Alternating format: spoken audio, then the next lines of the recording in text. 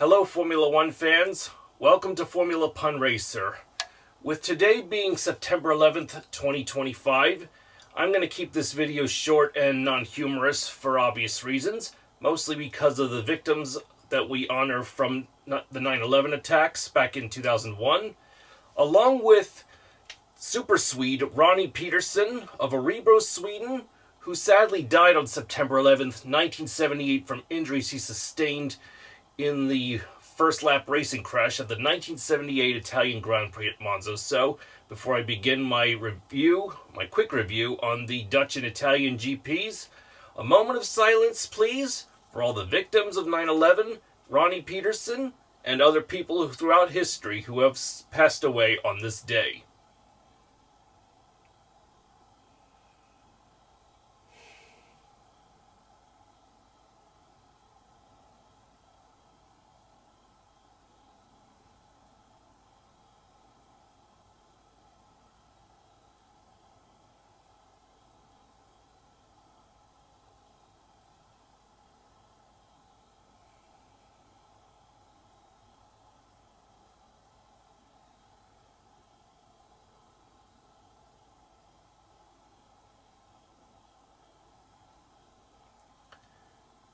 Gone, but never forgotten, are the many people, and my thoughts go out to all those who lost loved ones on 9/11, as well as Ronnie Peterson's family, from his daughter Nina, and all his other family members, and his closest friends.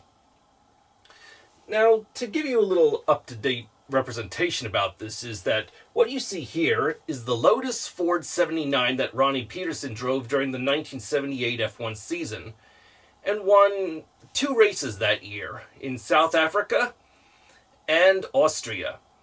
Unfortunately, at the Italian Grand Prix at Monza in 78, when he was the closest to becoming champion behind his teammate and friend Mario Andretti, who would take the championship at Monza, a big first lap crash that involved at least 10 cars, which Ronnie Peterson was part of, became the end of him as he succumbed to injuries from when his car hit the guardrail and such and burst into flames, although fire played no part in it. And because he was left untreated for some time, that's why. And safety standards in those days were sloppy. But it was because of Ronnie Peterson's accident that took his life. Why now, in every standing start race, there's always a safety car standing right behind the starting grid at every standing start race. So if there is any first lap accident, they will be quickly on the scene to properly assess damage and make sure that anyone who might be hurt is safely evacuated and treated as soon as possible.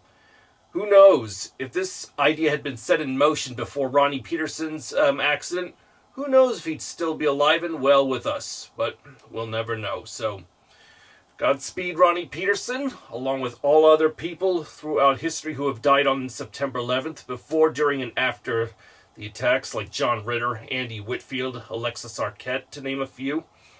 I'm sorry for them as well. Now, to get on with my quick review of the Dutch and Italian GP for 2025, it all began with, well, the hopeful Max Verstappen starting in 3rd place, and the 2 McLarens of Oscar Piastri and Lando Norris first and second. And, well, Oscar Piastri ran away with this, and I may have mentioned in my last video that the 2 Aston Martins of Fernando Alonso, who started 10th, and his Canadian teammate Lance Stroll started dead last. Well, there would be something miraculous to occur, but before all that went down, it was a day to forget for both Ferrari drivers of Charles Leclerc and Lewis Hamilton as they both crashed out. Definitely a day they'd want to forget.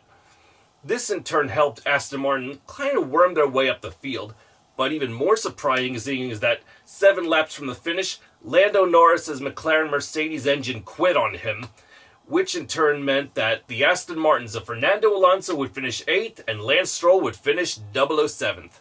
But more interestingly enough, while it would be Oscar Piastri taking another victory and still increasing his lead in the championship, Max Verstappen, homeboy, finishing 2nd, the biggest surprise would be Algerian Frenchman Isaac Hadjar of Racing Bulls taking his first podium finish in third. So a stark contrast from his first race in Australia, where he didn't even start and was wailing like crazy, thinking it was all over for him, to a third place finish. So magnifique, Isaac Hadjar, for a third place finish, your first podium finish, and for the team as well.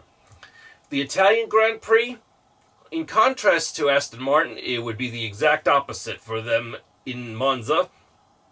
But even before the lights went out for the start of the race, Nico Hülkenberg's Sauber Kicks Ferrari car was out before the race started with a hydraulic issue.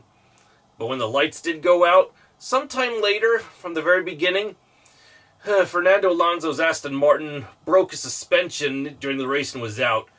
And Lance Stroll, well, he finished 18th, so it was definitely a bummer day for Aston Martin, finishing 18th and 19th. But in the end, Max Verstappen was able to take the lead over from the McLaren pole sitter of Lando Norris, and would take his first victory since Imola. So, feliciter to Max Verstappen with that. The two McLarens of Oscar Piastri and Lando Norris finished second and third. Ferrari would finish fourth and sixth, Leclerc fourth, and Lewis Hamilton finishing sixth, and George Russell's Mercedes finishing fifth. Well, that's all for now for the F1 world. I will get into my review of the final IndyCar race at Nashville in my next video. So once again, out of respect for the people of the 9/11 attacks, my condolences to all. Ronnie Peterson as well. We miss you too, among other people. And hopefully the next video will be full of humor, and I'll see you in the next one. I'm Aaron Cylinder, firing on all cylinders.